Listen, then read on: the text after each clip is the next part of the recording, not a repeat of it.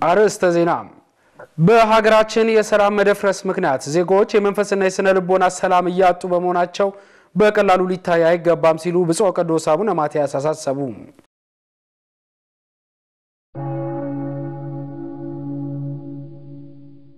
ማህበረ ቅዱሳን የስብከተ ወንጌል አገልግሎት ዓላማን ለማሳካት በርካታ መጻሕፍትን አዘጋጅቶ ያቀረበ እንደሚገኝ ገለጸ።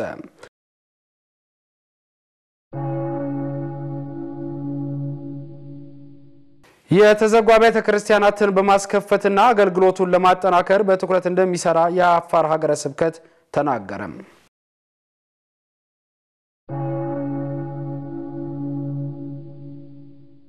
ሰላም ጤና ይስጥልኝ እንደምን አምሽታችኋል የተከበራችሁ ተመልካቾቻችን ሳምንታዊ የለተረቧብ የዜና መርሃ ግብራችን አርዕስተ ዜናዎችን በማስቀደም ጀምረናል።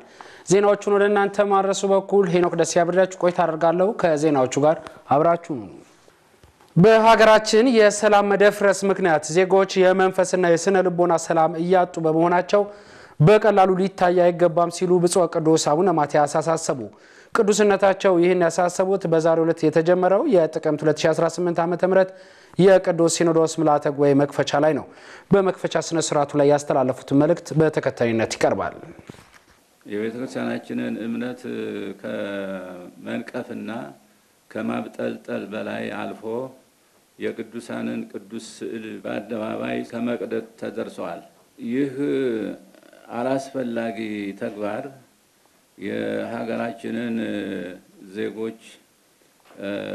የሀገራችንን ዜጎች በእኩልነት የሚያስተዳድረውን ሕገ መንግስት በቀጥታ የሚጻረር ድርጊት ነው። ሆኖም በሕግ የሚጠይቅና የሚያስቆም አካል አልተገኘም። እኛም ዝምታ የመረጥን ይመስላል። ነገር ግን መፍትሄው ዝምታ ሳይሆን በሕግ አግባብ ነገሩን ለመፍታት መንቀሳቀስ እንደሆነ ሁሉም ሊገነዘበው ይገባል። በሀገራችን ያለው ያለመረጋጋት በህዝባችን አጠቃላይ ስነ ልቡና በሀገሪቱ አንድነትና እድገት የሚያስከትለውን ጫና በቀላሉ የሚታይ አይሆንም። የህዝቡ ስነ ልቡና ከተጎዳ የነገው እድል ጤናማ ይሆናል ተብሎ አይታሰብም። ችግሩ እየታየ ያለው በዋናነት በሀገራችን ፖለቲከኞች በመሆኑ ነገሩ የተወሳሰበ እና የተራዘመ እንዲሆን አድርጎታል። በመሆኑም ይህ እርስ በርስ ግጭት ቆሞ ችግሮች በውይይትና በድርድር በመፍታት የወንድማማችን እልቂት የሚያስቆም የሰላምና የእርቅ እድል ቅድሚያ እንዲሰጠው ጉባኤው የበኩሉን ጥረት ማድረግ ይገባዋል። የነገው ትውልድ ልማታዊ ተስፋ እውን ሊሆን የሚችለው ሰላምና አንድነት ሲኖር ነውና መንግስት ተፎካካሪ ፓርቲዎች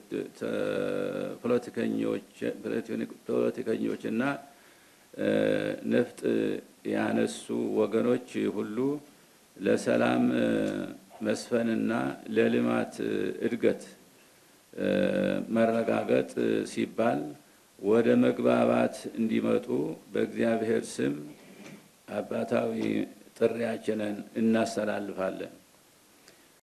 ቅድስት ቤተክርስቲያንን የመሩ ቅዱሳን ፓትርያርኮች የሚጠበቅባቸውን ሁሉ ፈጽመውና ቤተክርስቲያንን አሻግረው ከዚህ ዓለም ድካም ማረፋቸውን ብፁዕ ወቅዱስ አቡነ ማትያስ ቀዳማዊ ፓትርያርክ ርዕሰ ሊቃነ ጳጳሳት ዘኢትዮጵያ ሊቀ ጳጳስ ዘአክሱም ወዕጨጌ ዘመንበረ ተክለ ሃይማኖት ተናገሩ። ቅዱስነታቸው ይህን ያሉት በመንበረ ጸባዖት ቅድስት ሥላሴ ካቴድራል የብፁዕ ወቅዱስ አቡነ መርቆሬዎስ ፓትርያርክ ርዕሰ ሊቃነ ጳጳሳት ዘኢትዮጵያ የመታሰቢያ ሐውልት ምርቃት ሲከናወን ነው። ናኦም ገብረ ኪዳን በጉዳዩ ላይ ተጨማሪ አሰናድቶልናል። አሜሪካ ሂደው ኦርቶዶክስ ያረጉት ናቸው። አሜሪካ ሂደው ሀገራችን ኦርቶዶክስ አድርገው ነበር። እንዴት አወቃችሁ ይሄንን?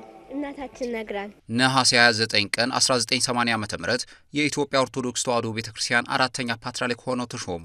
ዝምተኛው ፓትርያርክ ብፁዕ ወቅዱስ አቡነ መርቆሪዎስ ላለፉ 34 ዓመታት ቅድስት ቤተክርስቲያንን በፓትርያርክነት አገልግለዋል። ባደረባቸው ሕመም በሕክምና ሲረዱ ቆይተው የካቲት 25 ቀን 2014 ዓ.ም ከዚህ ዓለም ድካም ማረፋቸው ይታወሳል። ባሳለፍነው ጥቅምት 9 ቀን 2018 ዓ.ም በመንበረ ጸባዖት ቅድስት ሥላሴ ካቴድራል ምስለ ሐውልታቸው ተመርቋል። በዕለቱም ብፁዕ ወቅዱስ አቡነ ማትያስ ቀዳማዊ ፓትርያርክ ርዕሰ ሊቃነ ጳጳሳት ዘኢትዮጵያ ሊቀ ጳጳስ ዘአክሱም ወዕጨጌ ዘመንበረ ተክለ ሃይማኖት መልእክታቸውን አስተላልፈዋል። አባቶቻችን በየዘመናቸው በየእግዚአብሔር በሰጣቸው ስልጣን በየዘመናቸው የሚገባቸውን ሊያደርጉት የሚገባቸውን አድርገዋል። ተልእኳቸውን ፈጽመዋል። ሃይማኖትን ጠብቀዋል። ሁሉም ነገር ሊሰሩት የሚገባቸውን ኃላፊነት ተወጥተዋልና እግዚአብሔር አምላካችን በረከታቸውን እንዲደርሰን ያድርግልን። በዕለቱ ከተገኙ ሊቃነ ጳጳሳት መካከል ብፁዕ አቡነ ሕዝቅኤል ተከታዩን መልእክት አስተላልፈዋል። አምስቱ ፓትርያርኮች ቤተክርስቲያኗን መርተው አመራራቸውን አስተካክለው ስራቸውን ሁሉ ይዘውት አልሄዱም። ስርዓቱን ለሁላችን ጥለውት ሂደዋል። በስተመጨረሻ የምስለ ሐውልታቸው አሰሪ ኮሚቴ ስለ ሁሉም ምስጋናውን አቅርበዋል። ቅዱስ አባታችን ስላሳዩት አባታዊ ፍቅር በረከቶ ይደርብን፣ እድሜ ይስጥልን። በዚህ ቦታ በቅዱስ አባታችን የመታሰቢያ ዕለት የተሰበሰባችሁትን ሁሉ የቅዱስ አባታችን በረከት አይለያችሁ። እግዚአብሔር ኢትዮጵያን ይጠብቅልን። ጥቅምት 9 ቀን 2018 ዓ.ም አዲስ አበባ ኢትዮጵያ። የተዘጉ አብያተ ክርስቲያናትን በማስከፈት አገልግሎቱን ለማጠናከር በትኩረት እንደሚሰራ የአፋር ሀገረ ስብከት ገለጸ። ሀገረ ስብከቱ ሰንበት ትምህርት ቤቶችን እንዲጠናከሩና የልማት ስራዎች እንዲስፋፉ የትኩረት አቅጣጫ መያዙን አስታውቋል። ተመስገን ፍቃዱ ጉዳዩ ላይ ተጨማሪ ይዞልናል። ቅድስት ቤተ ክርስቲያን ከተልእኮቿ መካከል አንዱ ስብከተ ወንጌል ለዓለም ሁሉ ማዳረስ መሆኑ የማይዘነጋ ነው። ይህንንም ተግባራዊ ለማድረግ በልዩ ልዩ ምክንያቶች የተዘጉትን የማስከፈት እንዲሁም አገልግሎቶችንም የማጠናከር ስራ እየተሰራ መሆኑን የአፋር ሀገረ ስብከት አስታውቋል። እንግዲህ የተዘጉ አብያተ ክርስቲያናት በከፊል ያው ዘንድሮ በሀገረ ስብከቱም ባለው የራሱን የተወሰነ ድጋፍ ተደርጎላቸው በመጀመር ላይ ያሉ አሉ።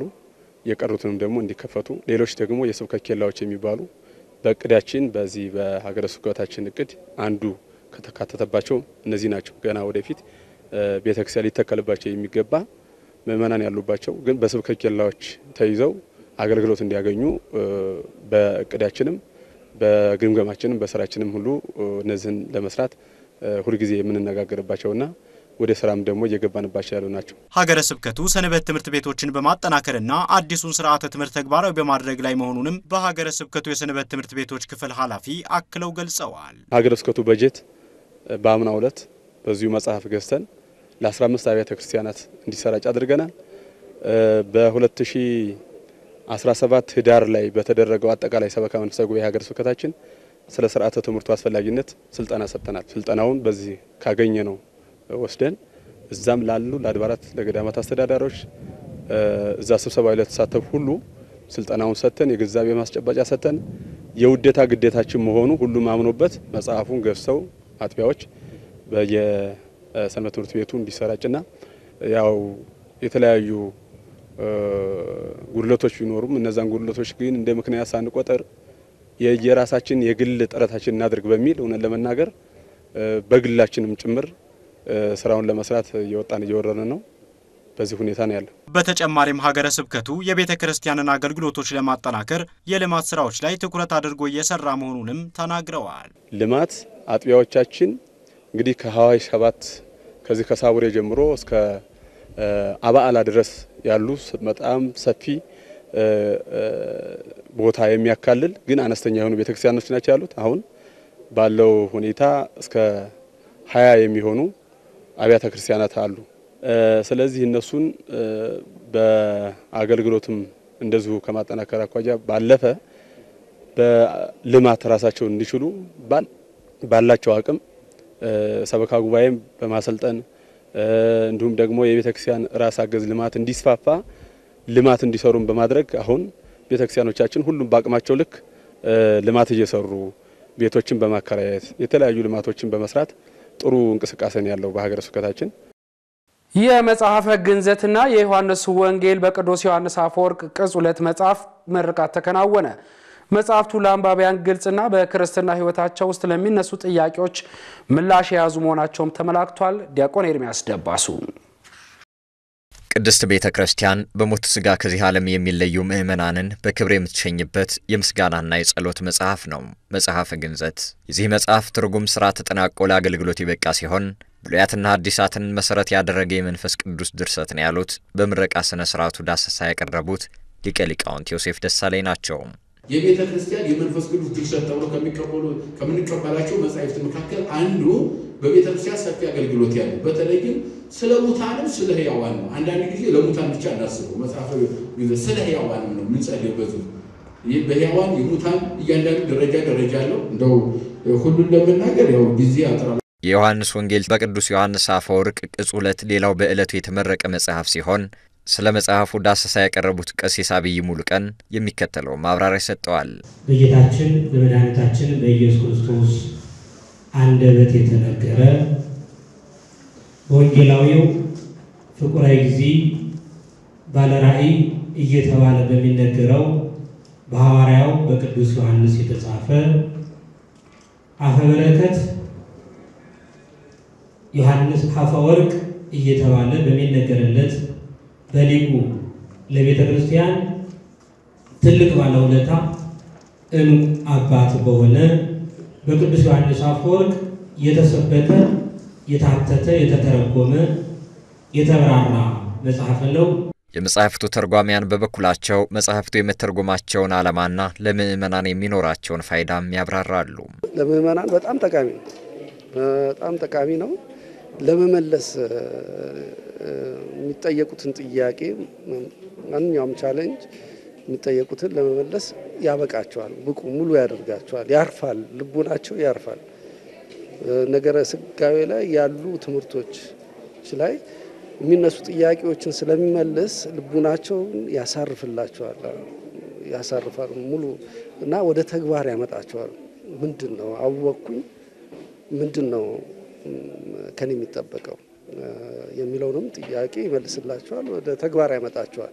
የመጽሐፍ እንደምታየው ምእመናንን በጾታ በእድሜ በማዕረግ በእያንዳንዱ ደረጃ ለይቶ የሚያስቀምጥ ከጸአተ ነፍስ እስከ ርደተ መቃብር ከዚያም ከዕለተ ሳልስት እስከ ተስካረ ዓመት ወይም እስከ ሙታን መታሰቢያ ዓመት ድረስ ያለውን ጸሎት የያዘ ስርዓት የያዘ ለሙታን ብቻ ሳይሆን ለሕያዋን ራሱ ትልቅ ጸሎት ያለው ታላቅ የአገልግሎት መጽሐፍ ነው እና ሊቃውንቱም መምህራኑም ካህናቱም ዲያቆናቱም ምእመናኑም የመጽሐፍ በደንብ ቢረዱት ብዬ አስባለሁኝ። የቅዱሳን አባቶች ታሪክና ተጋድሎ መታሰቡ ወጣቱ ትውልድ የአባቶችን ተግባር ለመረዳትና ለመጠበቅ እንደሚያስችለው ተነገረ። ከዚሁ ጋር በተያያዘ ዝክረ አበው የተባለው መርሃ ግብር በቅድስት ሥላሴ ካቴድራል ባሳለፍነው እሁድ ጥቅምት 9 ቀን 2018 ዓ.ም ተከብሮ ውሏል። ናኦም ገብረ ኪዳን በጉዳዩ ላይ ተጨማሪ አሰናድቶልናል። ጳጳሳት የቅዱስ ቤተክርስቲያን ጠባቂዎች ናቸው። የእነርሱንም ታሪክና ተጋድሎ ለወጣቱ ትውልድ መዘከር ያለው አስተዋጽኦ ከፍተኛ መሆኑ ይታወቃል። የቀደሙ አባቶችን መዘከርና ማስታወስ የተገባ ስለመሆኑ የእቅድና ልማት መምሪያ ኃላፊው መልአከ ሕይወት ቆሞስ አባ ወልደ ኢየሱስ ያስረዳሉ። የቀደሙ አባቶቻችንን ቤተክርስቲያናችንን ጠብቀው አስጠብቀው ለትውልድ እንዲተላለፍ ያደረጉትን በዚህ መልክ እንዘክራለን። ይሄ ማለት ደግሞ የሚመጣው ትውልድ በዚህ ተተክተው እግዚአብሔርን እንዲያገለግሉ እግዚአብሔርን የበለጠ እንዲያከብሩ አባቶቻቸው ምን እንደነበረ እንዲያውቁ ታሪክ እንዲመራመሩ ይረዳል ማለት ነው። የብፁዕ ወቅዱስ አቡነ መርቆሪዎስ ፓትርያርክ ዘኢትዮጵያ የምስል ሐውልት አሰሪ ኮሚቴ ሆነው ነገሮችን ሲያስፈጽሙ የነበሩት መጋቤ ጥበብ ወርቁ አየለ በጉዳዩ ዙሪያ ሐሳባቸውን አካፍለውናል። በተለይ በቅዱስነታቸው ትምህርት ቤት መሰየም ትውልድ እንዲያውቃቸው ላይብራሪ ቢከፈት የተማሩ ሰዎች ለሀገር የሰጡትን አበርክቶ ያዘክራሉ እየገምታለሁ። ደግሞም እንዴት ነው በሙሉ ታሪክ ያላቸው አባት ስለሆኑ በትዕግስታቸው በጽናታቸው በተለይ ደግሞ ትዕግስት እስከምን እንደሆነ ትምህርት ቤታችን ናቸው። የቅዱሳን አባቶችን ታሪክና ተጋድሎ ለወጣቱ ትውልድ መዘከሩ ያለው ሚና ከፍተኛ ስለመሆኑ በእለቱ ያነጋገርናቸው ምእመናን ተናግረዋል። ብዙም ታሪካቸውን አላቅም፣ ግን ዛሬ እድለኛውኝ ያው ስላሴዎች ለምሳሌ መቼ ነበር ይሄን አጋጣሚ አግኝቼ ያው በረከቱን አፍሻለሁ። በጣም ደስተኛ ነኝ። በእድሜ ብዙም አላቃቸውም፣ ግን ካረፉ በኋላ በህይወት እያሉ ምናምን ታሪካቸውን ሰማ ነበረ። ከሞቱ በኋላም በደንብ አውቃለሁ። ዶክመንታሪያቸው ምናምን ኦርቶዶክስ ቲቪ ላይ ከታተል ነበርና በጣም ነው የምወዳቸው። ብዙ ከሳቸው ተምሬያለሁ። ማህበረ ቅዱሳን የስብከተ ወንጌል አገልግሎት ዓላማ እንደማሳካት በርካታ መጻሕፍትን አዘጋጅቶ እያቀረበ እንደሚገኝ ገለጸ። እነዚህ ቅዱሳት መጻሕፍትም የቅበተ እምነት አገልግሎት በመስጠት ምእመናንን በሃይማኖታቸው እንዲጸኑ አበርክቷቸው የጎላ መሆኑ ተመላክቷል። ሀብቴ ብርሃኑ ማህበረ ቅዱሳን ለመጀመሪያ ጊዜ ያስተረጎማቸውን መጽሐፈ ግንዘትና የዮሐንስ ወንጌል በቅዱስ ዮሐንስ አፈወርቅ ቅጽ 2 መጽሐፍትን አስመርቋል። የማህበረ ቅዱሳን ዋና ስራ አስፈጻሚ መምህር ዋሲሁን በላይ በመርሃ ግብሩ ላይ ተገኝተው ባስተላለፉት መልእክት በማህበረ ቅዱሳን በርካታ መጽሐፍት ተጽፈው ተተርጉመውና ታተመው ለምእመናን ተደራሽ በማድረግ ለአገልግሎት ውለዋል። ማህበረ ቅዱሳን በዚህ የመጽሐፍ ህትመት አዲስ አይደለም። ዛሬ ሙሉ በሙሉ በጣም እንቁጠራቸው ካል ማህበረ ቅዱሳን ያጻፋቸው ወይም እንዲተረጎሙ ያደረጋቸው መጽሐፍት ዛሬ ወደ 286 በላይ ሰብስበናል። በማህበረ ቅዱሳን ውስጥ መጽሐፍ ተጽፎ ታትሞ እንደገና ደግሞ ለምእመናን እንዲደርስ ብዙ ጥረት ተደርጓል። የቅበተ እምነት ተግባራትን በማከናወን ረገድ መጽሐፍት ጉልህ ሚና እንዳላቸው መምህር ዋሲሁን ተናግረዋል። ማህበረ ቅዱሳን ለዚህ ለስብከተ ወንጌል አገልግሎት ከሚያደርጋቸው ከሚሰራቸው ዓላማቸው ከሚፈጽማቸው መንገዱ አንዱ መጽሐፍትን ማዘጋጀትና ማቅረብ ነው።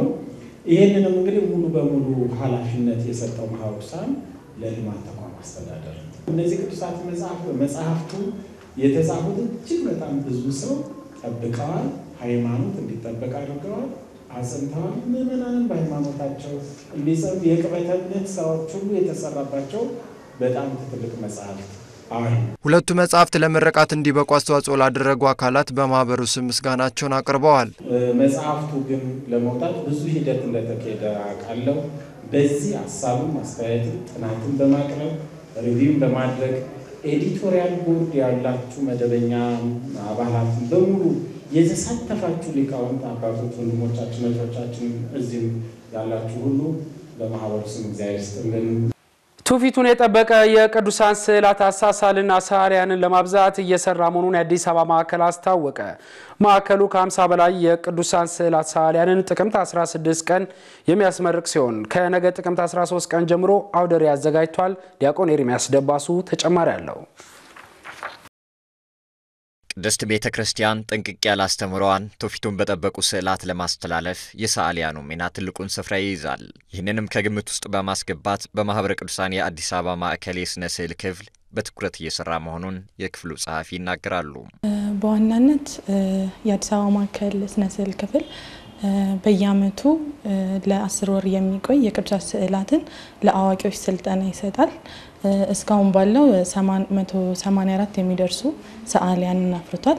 እነዚህ ሰዓሊያንም በያሉበት ሆነው ትውፊቱን የጠበቁ ቅዱሳት ስዕላትን በማስኬድ ረገድ እየሰሩ ይገኛሉ ማለት። ከዚህ በተጨማሪ ደግሞ በበጋና በክረምት ላይ የህፃናትና ታዳጊዎች አጫጭር የሆኑ ስልጠናዎችን በማዘጋጀት ስለ ቅዱሳት ስዕላት ግንዛቤ ይሰጣል። በአመት 2 ደግሞ አውደ ርዕይ በማዘጋጀት ለምእመናኑ ትውፊቱን የጠበቀ ቅዱስ ስዕል ምንድነው የሚለውን ተደራሽ ለማድረግ ይሞክራል። በቋሚነት የጥምቀት ከከተራ ጀምሮ ዋናውን ቀን ጥምቀትን ጀምሮ በጃን ሜዳ ቅዱሳት ስዕላትን በማዘጋጀት አውደ ርዕዩን አዘጋጅቶ ለምእመን ስለ ቅዱሳት ስዕላት ትንሽ ግንዛቤ ለመስጠት ይሞክራል። ከዛ በተጨማሪ ደግሞ በየዓመቱ የሚያስተምራቸውን ተማሪዎችን በሚያስተምርበት ሰዓት ለ3 ቀን የሚቆይ አውደ ርዕይ በማዘጋጀት ለምእመኑ ክፍት ያደርጋል ማለት ነው። የስነ ስዕል ክፍሉ ለ5ኛ ዙር ያሰለጠናቸውን ሰዓሊያን የፊታችን እሁድ ጥቅምት 16 ቀን የሚያስመርቅ ሲሆን ከነገ ጥቅምት 13 ቀን 2018 ዓ.ም ጀምሮ ለተከታታይ ቀናት የሚቆይ አውደ ርዕይ አዘጋጅቷል። የቀጣዩ አውደ ርዕይ የሚደረገው ለ5ኛ ዙር ነው። ያው ተማሪዎችን በማስመረቅ ማለት ነው። እስካሁን ባለው 5 ዙር ተማሪዎችን አስተምሯል። 5ኛ ዙር በቀጣይ በሚደረገው አውደ ርዕይ ይመረቃሉ ማለት ነው። ከጥቅምት 13 ሐሙስ 10 ሰዓት ጀምሮ እስከ ጥቅምት 16 እሁድ ድረስ የሚቆይ አውደ ርዕይ ነው የሚሆነው። የአውደ ርዕዩ ዋናው ዓላማ ያው ስለ ቅዱሳት ስዕላት በተወሰነ መልኩ ለምእመናኑ ግንዛቤ ለመስጠትና ተመራቂ ተማሪዎችንም ወደፊት ይህንን ትውፊት ያስቀጠሉ ስራዎችን እንዲሰሩ ለማበረታታት የሚደረግ አውደ ርዕይ ነው። ስነ ስዕል ክፍሉ በቀጣይ የስልጠና ጊዜያቱንና ይዘቱን በማሻሻል አገልግሎቱን በሰፊው ተደራሽ ለማድረግ ማቀዱም ተገልጿል። ከዚህ ቀጣይ ባለው ደግሞ ያው የስልጠና ጊዜውን በማራዘም በፊት 10 ወር ነበረ አንድ አመት በማድረግ የተለያዩ ኮርሶችንን በመጨመር የግራፊክስ የሞዛይክና የገበታ ስራዎችን አጫጭር ስልጠናዎችን በመጨመር ሞር ስልጠናውን ለማሳደግ አስቧል። እንዲሁም ደግሞ የህፃናትና ታዳጊዎችንም የክረምትና በጋ ላይ የሚሰጡ ስልጠናዎችንም ሞር በተደራጀ መልኩ ለምን ተደራሽ ለማድረግ እየሰራ ይገኛል። የአብነት ትምህርት በግቢ ጉባኤያት ውስጥ መሰጠቱ ቅድስት ቤተክርስቲያንና ሀገርን በአግባቡ የሚረዳ ትውልድ ማፍራት መቻሉን ማህበረ ቅዱሳን ተናገረ። ዘመናዊ የቀለም ትምህርት እየተማሩ የሚገኙ የኦርቶዶክሳውያን ተማሪዎች የአብነት ትምህርት በማስተማር ከ300 በላይ ዲያቆናት ማፍራት መቻሉም ተጠቁሟል። ሀብቴ ብርሃኑ ማህበረ ቅዱሳን ለቤተክርስቲያንና ለሀገር የሚጠቅሙ ዜጎችን ለማፍራት በግቢ ጉባኤያት አገልግሎት ማስተባበሪያ በኩል የአብነት ትምህርትን እያስተማረ ይገኛል። በተጠናቀቀው በጀት ዓመትም የአብነት ትምህርቱን በተለያዩ ማዕከላት ከተማሩ ቁጥራቸው 8400 የግቢ ጉባኤያት ተማሪዎች ውስጥ 307 ዲቁና መቀበላቸውን የማስተባበሪያው ስራ አስፈጻሚ አቶ አበበ በዳዳ ተናግረዋል። የሚማረው ቁጥር አንፃር ስናይ በብዙ ምክንያቶች ለክህነት ያልደረሱ ለክህነት ያልበቁ ተማሪዎች ይኖራሉ። ነገር ግን በግቢ ጉባኤያት ደረጃ ዘመናዊ ትምህርትን ከመንፈሳዊ የቤተክርስቲያን ትምህርት ጋር አጣጥሞ የወጡ ተማሪዎችን ማግኘት ቀላል ቁጥር አይደለም እና ይሄን ቀጣይም እንግዲህ እንደዚህ አይነት ስራዎችን ለመስራት ነው ማህበሩ የሚያስበው። የአብነት ትምህርቱ መሰጠቱ ቤተክርስቲያንና ሀገርን የሚረዱ አገልጋዮችን በማፍራት ረገድ አስተዋጽኦ የጎላ መሆኑን ያብራራሉ። ሀገርንና ቤተክርስቲያንን የሚረዳ በእኩል የሚረዳ ገንጥሎ ሳይሆን በእኩል የሚረዳ አገልጋይ ወይም ትውልድን ከማፍራት አንፃር ጉልህ አስተዋጽኦ ይኖራል። የግቢ ጉባኤያት አገልግሎት ሰው ከፍተኛ ትምህርት ተቋም ሲገባ ይዞ የመጣውን ዳዊት ይዞ የመጣውን ውዳሴ ማርያም አስቀምጦ ነው የሚገባው የሚል ነው የሚነግሩን ማለት ነው ታሪክ። አሁን ያ አስተሳሰብ ተቀይሮ ሰው መንፈሳዊ ሆኖ ዘመናዊ መሆን ይችላል፣ እንዲሁም ደግሞ በአብነት ትምህርቱም ከፍተኛ ደረጃ ላይ መድረስ ይችላል የሚል አስተሳሰብ ይሄን መለወጥ ተችሏል። ይሄን ለምሳሌ ዶክተር ሆኖ ካህን የሆኑ ሰዎች አሉ።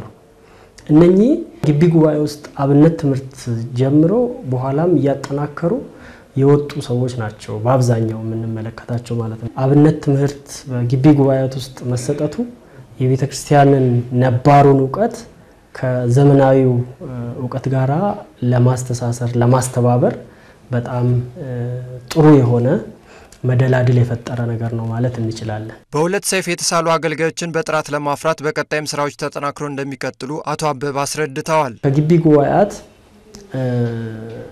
ቁጥራቸው የበዛ እንደገና ደግሞ የቤተክርስቲያንን ትምህርት በአግባቡ ተምረው ድቁና ክህነት የተቀበሉ ወጣቶችን የማፍራት ስራ በቀጣይነትም እንሰራውና በአላማ የተያዘ ስራ ነው ማለት ነው። ክብራና ክብራት ተመልካቾቻችን አሁን ደግሞ በቤተክርስቲያናችን በዛሬው ልታስበው ከሚሉ ቅዱሳን መካከል ሊቀ መላኩ ቅዱስ ሚካኤልን የተመለከተ አጭር ዘገባ ተሰናድቶልናል። ተከታትለን እንመለስ። ጥቅምት 12 በዚህች ቀን የመላእክት አለቃ ቅዱስ ሚካኤል የበዓሉ መታሰቢያ ነው። ወደ ነብዩ ሳሙኤል እግዚአብሔር ልኮታልና የዳዊት አባት ወደ ሆነ በቤተልሔምም ወደሚኖር ወደ እሴይ ይሄድ ዘንድ በቂስ ልጅ በሳኦልም ፋንታ ለእስራኤል ልጆች እንዲነግስ ልጁ ዳዊትን ይቀባው ዘንድ አዘዘው። ሳሙኤልም ወደ እሴይ ቤት ሄዶ ልጆችህን ሁሉ አቅርብልኝ አለው። እሴይም ከዳዊት በስተቀር ሁሉንም ልጆቹን አቀረባቸው። ሳሙኤልም የመንግስትን ቅባት ያለበትን ብልቂያጥ በራሳቸው ላይ ከፍ ከፍ ባደረገ ጊዜ እግዚአብሔር አልመረጣቸውም። ሳሙኤልም እሴይን ልጆችህ እኒ ብቻ ናቸውን አለው። እሴይም በጎችን የሚጠብቅ አንድ ትንሽ ልጅ አለ አለው። እርሱ ሳይመጣ ምሳ አልበላምና ልከህ ቶሎ አስመጣው አለው። እርሱም ልኮ አስመጣው።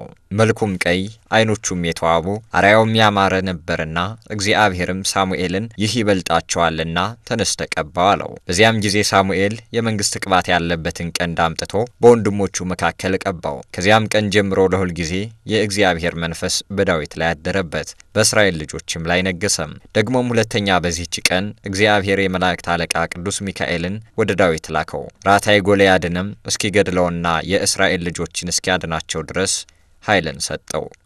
አምላከ ቅዱሳን ከቅዱስ ሚካኤል ከቅዱስ ዳዊት በረከት ምልጃና ጸሎት ያሳትፈን። ክብራና ክብራት ተመልካቾቻችን ለሰዓቱ ያዝናቸው ዜናዎች እዚህ ጋር ተጠናቀቁ። ዜናዎቹን ወደ እናንተ ማድረሱ በኩል ሄኖክ ለሲያ ብሬያችሁ ቆይታ አድርጋለሁ። ሌሎች መርሃ ግብራት ወደ እናንተ መድረሳቸውን ይቀጥላሉ። ሰላም እግዚአብሔር ከሁላችን ጋር ይሁን።